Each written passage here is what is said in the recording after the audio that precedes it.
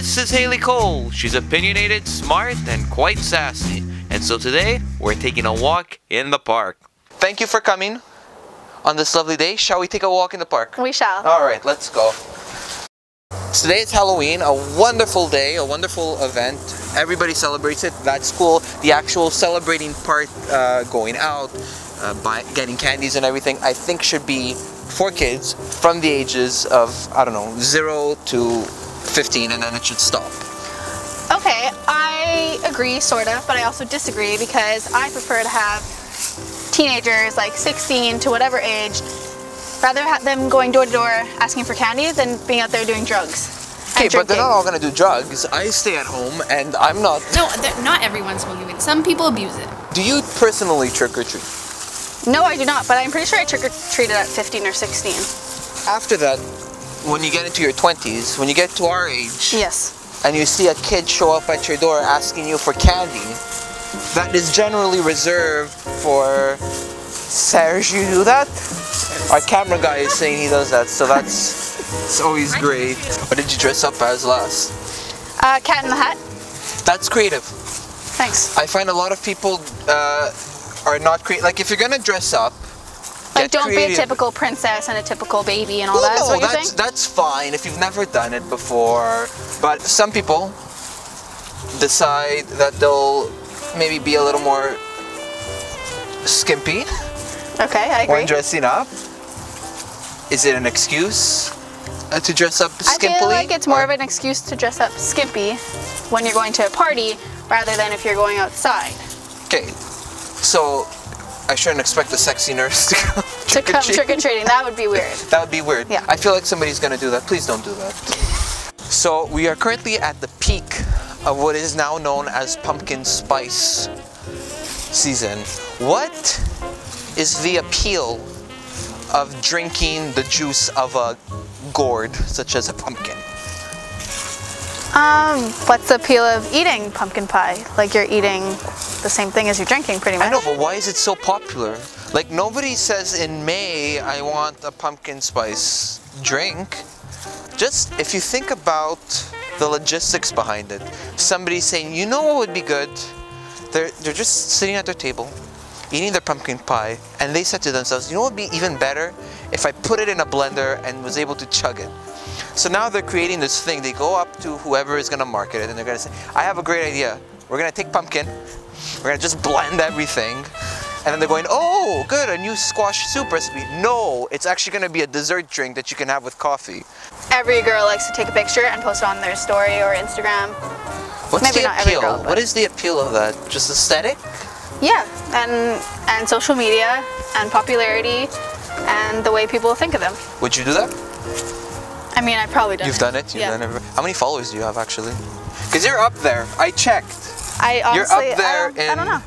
Let's check right now, actually.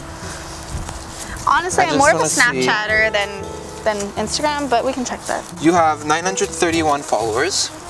You follow 627 people. That's not the best ratio. Okay, regardless, you wouldn't have 931 people that you know on Snapchat. No. No. How many of these people do you actually know? Probably about 15, 20. That I'm like close with. That should know about my life. It's also kind of a little superficial, don't you find? I agree, and honestly, I used to care about who followed me, who liked my pictures back in high school, and I was like, oh my god, if this person doesn't like my picture, that means they don't like me. Like, it was such a high school thing, and now I feel like I've grown out of that, and I couldn't care less about who likes my picture. Like, I want my friends to like it, and I want my boyfriend to like it, but besides that, like, I couldn't care less if Joe Blow liked my picture, or if Joe Blow added me on Snapchat. Out of all the names you could possibly think of, the most common name in the world is John, but you have to go for Joe Blow. I told you I'm no mainstream girl. You have a boyfriend? Yep. It was long distance at one For point. like about 3 years. And so at any point you never said, screw Hawkesbury, traveling. Maybe for like a moment, but no time did I doubt myself. Not everybody can do that. The continuous support from both families definitely really helped. And I mean, I saw him every 3 weeks, so it really wasn't that bad. Some of my friends are like, oh my god, some of my older friends are like, oh my god, I would never be able to do that. Like, how do you go that long without seeing him? Had you never, you know, met him or anything. Yes. At this point in life, would you have tried out the Tinder? No, I wouldn't have. I really, like, you can ask any of my friends, I don't believe in online dating at the age of 20, like, and any younger. I think you should be sociable enough to, like, go out, go to a bar if you really need to meet someone at a bar, intoxicated. Go to a park, you can meet anyone. Like, there's so many people you could meet. Yeah. In life. I'm not gonna lie. I went on for literally 24 hours just to see what it was like. I did not like it. And you felt like you're shopping for girls. Like, oh yeah. It gets to your head. They could be a psychopath. We don't know. Yeah. So you really don't know who you're shopping for, really. Shopping for. You just, and like one of my friends met someone on Tinder, and like they're like such a happy couple. It's been a while. So I mean, like, it really depends on the person. I personally would not do it, but like, I don't hate people who. Already, if you're not open to it, then you go on and it's a disaster. I wouldn't know. Really be gung-ho about, yeah, I know. This is Sean Wazermule.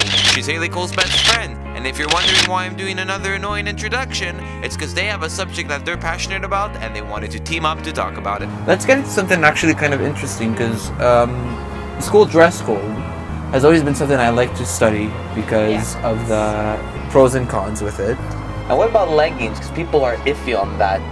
I guess it's more of a stereotypical thing with girls. Okay. So like leggings are typically for girls, right? Yeah. So I guess sure, men like to see them as it is tighter around our Form-fitting.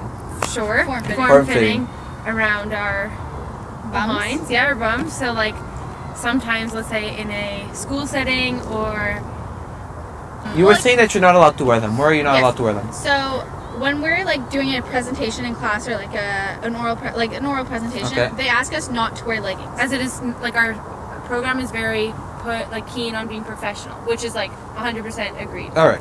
But I don't see how leggings are not professional when we're told not to wear jeans, not to wear sweatpants. I did a presentation like surrounding dance, and I wore leggings, and I felt it was very unnecessary for me to have to explain myself why I was wearing leggings. So I explained that when a dancer wears leggings, you can see the muscles, you can see the stretches, you can see how the knee bends, so it's easier to critique and see that. But I didn't feel that it was necessary for me to have to clarify why I was wearing what I was wearing, in a sense. Whereas, like, no offense to guys, but they wear tank tops, totally fine. Same thing, girls wear tank tops. Oh, so your shoulder might distract someone. Yeah. I understand the whole short shorts. Like, some girls take it to an extent where, like, the bottom of their butt is hanging out and everything. So I think that's, like, completely, like, not okay in a school setting. Even watching you in a park, like, and seeing your butt cheeks hang out, like, not interesting. It's not attractive. No, it's not at all. It's not attractive. You can't put that, you can't write that down in the dress code that it's not attractive. But I think that also it was ridiculous how, like, we had to stand up, and, like, what if my arms are just longer than Sean's? Like, like, that's so unfair. I think if it covers nicely, go for it. Most high schools do not have air conditioning. Most schools, period, elementary schools, whatever, do not have any air conditioning. No, you don't. And feel for me to wear spaghetti straps or, like, wear something where I don't feel as, like, hot, I think that would be fair. Like, you shouldn't just say spaghetti straps are not okay. Yeah. You think they're just rules that have to be updated? 100% updated. But the school must be aware that people think it seems like they're being sexualized. Well, I remember like seeing when we were in grade 11 or maybe the year after, there was always like pictures on Facebook of like papers throughout different schools of saying like, oh, like is a woman's shoulder that distracting? So I think the schools definitely know. Besides it being the whole, this is not appropriate for school, they don't give us an actual reason why. But then, like, if we're saying the whole generational thing, there can also be a whole big thing of, like, the huge rips in the jeans. Are those okay?